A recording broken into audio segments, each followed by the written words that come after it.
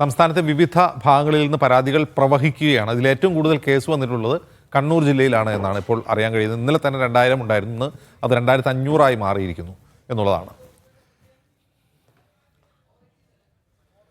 2500 പരാതികളാണ് ഇപ്പോൾ രജിസ്റ്റർ ചെയ്തിട്ടുള്ളത്. ലാലി വിൻസെന്റും അനന്തകൃഷ്ണനുമാണ് ഈ പരാതികൾ FIR-ൽ പ്രതി ചേർക്കപ്പെട്ടിട്ടുള്ളത്. താൻ ഒരു നിയമ ഉപദേശക മാത്രമാണ് എന്നാണ് ഇന്നലെ ലാലി വിൻസെന്റ് മാധ്യമങ്ങളോട് പറഞ്ഞത്. പക്ഷേ എല്ലായിടത്തും കണ്ണൂരിൽ രജിസ്റ്റർ ചെയ്ത എല്ലാ കേസിലും ലാലി വിൻസെന്റ് പ്രതി ചേർക്കപ്പെട്ടിട്ടുണ്ട്. സുനിൽ ഐസക് വിവരണം അയച്ചിരുന്നു. സുനിൽ, ഈ പരാതികളുടെ എണ്ണം ഇനിയും കൂടുമോ?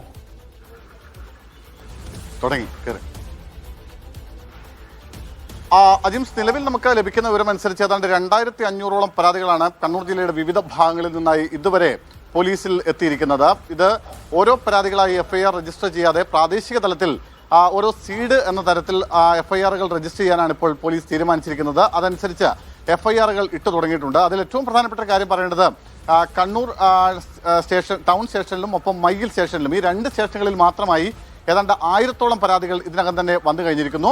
ഇതിൽ ഒടുവിൽ ലഭിക്കുന്ന വിവരമനുസരിച്ച് 9 FIR-കളാണ് ഇതുമായി ബന്ധപ്പെട്ട് ഇതുവരെയായി പോലീസ് രജിസ്റ്റർ ചെയ്തിരിക്കുന്നത്. ആ 9 FIR-കളിൽ 8 FIR-കളിലും ലാലി വിൻസെന്റ്, അവരുടെ നിയമോപദേശകയായിട്ടുള്ള ലാലി വിൻസെന്റ്, കോൺഗ്രസ് നേതാവ്, അവരാണ് 7ാം പ്രതിയായി വന്നിരിക്കുന്നത്. എല്ലാ FIR-ലും അവരെ 7ാം പ്രതിയായിട്ടാണ് ഉൾപ്പെടുത്തിയിരിക്കുന്നത്. ഒരു FIR-ൽ മാത്രം ലാലി വിൻസെന്റിന്റെ പേര് രേഖപ്പെടുത്തിയിട്ടില്ല. എന്തായാലും ഞാൻ കഴിഞ്ഞ ദിവസമൊക്കെ നമ്മൾ റിപ്പോർട്ട് ചെയ്തിരുന്ന പോലെ സംസ്ഥാനത്ത് ഏറ്റവും അധികം ഈ CSR തട്ടിപ്പ് നടന്നിരിക്കുന്നത് കണ്ണൂർ ജില്ലയിലാണ്. അതായത് ഏറ്റവും കൂടുതൽ സ്ത്രീകളാണ് വലിയ തോതിൽ ഇതിൽ പെട്ടിരിക്കുന്നത്. കാരണം പ്രധാനമായും 6 പോലീസ് സ്റ്റേഷനുകൾ കേന്ദ്രീകരിച്ചാണ് ഇത്തരത്തിൽ വലിയ തോതിലുള്ള പരാതികൾ വരുന്നത്. ഒന്നാം കണ്ണൂർ ടൗൺ, ഒപ്പം വളപട്ടണം, മയ്യിൽ, ശ്രീകണ്ഠപുരം, തളിപ്രമ്പ് തുടങ്ങിയ പോലീസ് സ്റ്റേഷനുകൾ കേന്ദ്രീകരിച്ചുകൊണ്ടാണ് ഇത്തരത്തിൽ വലിയ തോതിൽ പരാതികൾ വന്നുകൊണ്ടിരിക്കുന്നത്.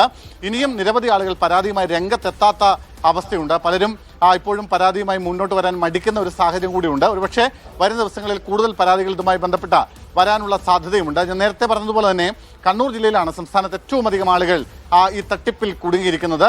എന്തായാലും പോലീസ് ഇന്നലെ സിറ്റി പോലീസ് കമ്മീഷണർ മാധ്യമങ്ങളെ കണ്ടപ്പോൾ പറഞ്ഞത് ഇതുമായി ബന്ധപ്പെട്ട പരാതികളിൽ ഈ ഓരോ പരാതികളിലും FIR ഇടാതെ, അതായത് ഓരോ സീഡ് പ്രാദേശിക യൂണിറ്റ് അനുസരിച്ചെന്ന തരത്തിൽ FIR-കൾ രജിസ്റ്റർ ചെയ്യാനാണ് ഇപ്പോൾ പോലീസ് തീരുമാനിച്ചിരിക്കുന്നത്. മാത്രമല്ല സമാന രീതിയിൽ പലയിടത്തും ഇപ്പോഴും ചില സൊസൈറ്റികൾ കേന്ദ്രീകരിച്ച് തട്ടിപ്പുകൾ നടക്കുന്നതായി പോലീസിന്റെ ശ്രദ്ധയിൽപ്പെട്ടിട്ടുണ്ട്.